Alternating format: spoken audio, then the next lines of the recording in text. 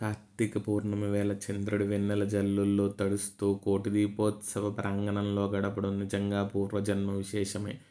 అటువంటి అదృష్టాన్ని కల్పించిన పార్వతీ పరమేశ్వరులకు అంత పెద్ద మహాయజ్ఞకర్తలైన భక్తి టీవీ యాజమాన్యం వారికి నమస్కరిస్తూ 12 ఏళ్ల క్రితం లక్ష దీపోత్సవంగా ప్రారంభమైన ఈ మహాయజ్ఞం ఇంతింతై వటుడు తానింతై అన్నట్టు 13వ సంవత్సర కోటి దీపోత్సవం అతివైభవంగా జరుగుతుంది.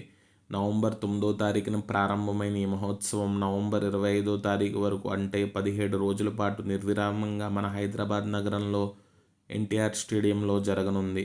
ఈ మహోత్సవంలో భాగంగా 7వ రోజు కార్తీక పౌర్ణమి మహోత్సవం సందర్భంగా ఉజ్జయిని మహాకాళేశ్వర జ్యోతిర్లింగానికి విశేష అభిషేకము, అలంకరణ మరియు భస్మహారతి, సువర్ణలింగేశ్వర స్వామివారికి సువర్ణ పుష్పార్చన, అరుణాచలేశ్వరుడికి కళ్యాణ మహోత్సవం, జ్వాలాతవరణ ప్రజ్వలన, స్వామి అమ్మవార్లకు పల్లకీ సేవా మహోత్సవం, ఆధ్యాత్మికవేత్త డాక్టర్ శ్రీ గరిగిపాటి నరసింహారావు గారి ప్రవచనామృతం, మైసూరు దత్తపీఠాధిపతి శ్రీ గణపతి సచ్చిదానంద స్వామివారి దివ్య ఆశీర్వచనాలతో తెలంగాణ అధిపతి గౌరవ ముఖ్యమంత్రి శ్రీ రేవంత్ రెడ్డి గారి సమక్షంలో నరేంద్ర చౌదరి గారి ఆధ్వర్యంలో అతివైభవంగా జరిగాయి.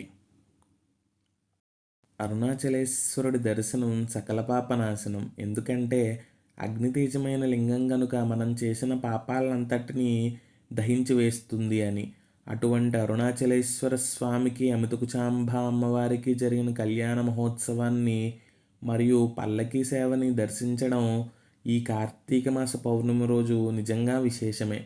కార్తీక పౌర్ణమి రోజు అన్ని శైవ క్షేత్రాల్లోనూ జ్వాలాతోరణ మహోత్సవాన్ని చేస్తారు. ఎందుకంటే మనిషి కాలం చెందిన తరువాత జీవుడుని ఒక నల్ల కుక్క తరుముతుందట.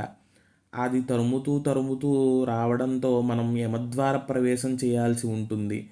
అటువంటి బాధ నుండి బయటపడవేయడానికి వచ్చిన అతి సులభమైన మార్గమే ఈ జ్వాలాతోరణ మహోత్సవం.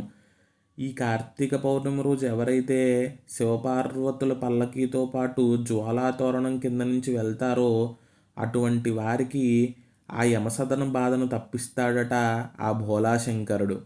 అటువంటి మహోత్సవం ఈ జ్వాలాతోరణ మహోత్సవం.